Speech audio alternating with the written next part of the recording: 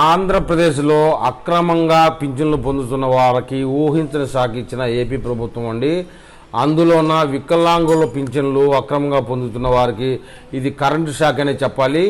ఇక అసలు విషయానికి వెళితే ఆంధ్రప్రదేశ్ ప్రభుత్వం ఎన్టీఆర్ భరోసా పింఛన్ల విషయంపై సమీక్ష అయితే గట్టిగా చేపట్టింది. దివ్యాంగుల కేటగిరీలో అవకతవకల గురించి వైద్య తనిఖీలు కఠినతరం చేసి అనర్హుల జాబితా పెరుగుతూ ఉన్నది. ఆంధ్రప్రదేశ్ రాష్ట్రంలో ఎన్టీఆర్ భరోసా పింఛన్ల పంపిణీపై ప్రభుత్వం సమగ్ర సమీక్ష అయితే చేపట్టింది. ముఖ్యంగా దివ్యాంగుల కేటగిరీలో చెప్పుకోదగిన పెద్ద స్థాయిలో అవకతవకలు వెలుగు చూశాయని చెబుతున్నారు. ప్రభుత్వ లక్ష్యాలను తప్పుదోవ పట్టిస్తూ అనర్హుల చేతిలో పింఛన్లు చేరుతున్నాయని గుర్తించి దాని మీద కఠినమైన వైద్య తనిఖీలు కూడా మొదలుపెట్టింది.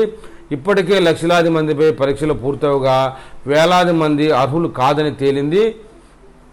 ప్రస్తుతం రాష్ట్ర ప్రభుత్వం ఎన్టీఆర్ భరోసా పథకం కింద దివ్యాంగులకు నెలకు 6,000 పింఛను అందిస్తున్న సంగతి మనకు తెలిసిందే. ఈ పథకం లక్ష్యంగా పెట్టుకుని వారు శారీరకంగా మానసికంగా వైకల్యం ఉన్న నిరుపేదలు అయితే వైద్య ధృవీకరణలో జరిగిన తప్పుల వల్ల ఈ సహాయం వాస్తవ అర్హులకు కాకుండా అనర్హులకు చేరింది. కొంతమంది మందంపాటి అంటే కొంచెమే వైకల్యం ఉన్నా అధికంగా చూపించడం లేదా పూర్తిగా సర్జికల్గా తొలగించబడిన వైకల్యాన్ని ఇంకా ఉందని నిర్ధారించడం వంటి అపశ్రద్ధల వల్ల పథకం ఉద్దేశమే దెబ్బతింటుందని చెప్తున్నారు. ఫిబ్రవరి నెల నుంచే వైద్య శాఖ సదరం అధికారులను కలిసి రాష్ట్ర వ్యాప్తంగా విస్తృత స్థాయిలో దివ్యాంగుల పునఃపరిశీలన నిర్వహిస్తున్నారు. ఇప్పటి వరకు 3 లక్షల మందిపై పరీక్షలు చేసిన అధికారులు వారిలో 65,000 మంది అనర్హతని తేల్చారండి. అనర్హుల జాబితా ఈ విధంగా పెరిగిపోతూ ఉండడంతో మరిన్ని చర్యలు తీసుకునేందుకు ప్రభుత్వం సిద్ధమవుతా ఉంది.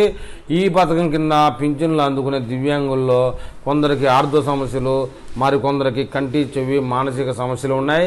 కానీ వాటిని ధృవీకరించే వైద్యులు ఇచ్చిన రిపోర్టులో చాలా చోట్ల ప్రమాణాలు పాటించకపోవడం, అవసరమైన నిబంధనల మేరకు పరీక్షలు జరగకపోవడం, తప్పు వివరాలతో డేటా నమోదు చేయడం వల్ల అనర్హులకు అవకాశం దక్కినట్లు అధికారులు చెప్తున్నారు. కొన్ని సందర్భాల్లో 30% వైకల్యం ఉన్నవారికి 40% పైగా వైకల్యం ఉన్నట్లు చూపించడం వల్ల వారిని అర్హులుగా చేర్చారు.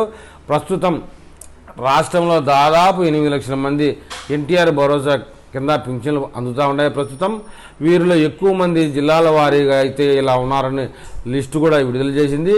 శ్రీకాకుళం, విజయనగరం, తూర్పుగోదావరి జిల్లాల్లో అనర్హుల సంఖ్య అధికంగా ఉంది. తిరుపతి, నెల్లూరు, కృష్ణా, అనంతపురం, కర్నూలు జిల్లాల్లోనూ అనేక మంది వేల సంఖ్యలోనే అర్హులు కాకపోయినప్పటికీ పింఛన్లు పొందుతున్నారని చెబుతున్నారు. అయితే ఇవన్నిటికీ ఉద్దేశం ఒకటే దిశగా చూపుతున్నాయటండి. గత ప్రభుత్వ పాలనలో వైద్య ధృవీకరణ వ్యవస్థ సరిగా పనిచేయలేదని స్పష్టమవుతా ఉంది. కొన్ని హాస్పిటళ్లలో వైద్యులు తగిన పరిశీలన లేకుండా సర్టిఫికెట్లు ఇచ్చారని ఆరోపణలు అయితే గట్టిగా వినపడుతున్నాయి.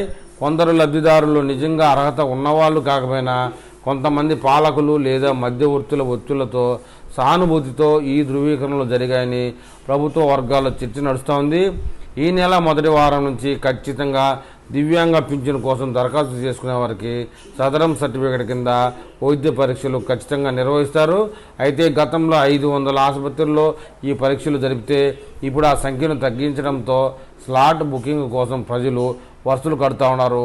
పైగా ఇప్పటికే పింఛను పొందుతున్న వారికి మళ్లీ పరీక్షలు జరగడం వల్ల వైద్యుల మీద కూడా పనిభారం పెరిగిందని, దీంతో కొత్త దరఖాస్తుదారులకు మరింత ఇబ్బందులు గురవుతున్నాయని కూడా చెప్తున్నారు. ఏది ఏమైనా కూడా ఈ చంద్రబాబు నాయుడు గారు చేసే వ్యవహారం బోగస్ పింఛన్లు పొందుతున్న వారికి ఇది కరెంటు షాక్ అని చెప్పాలి.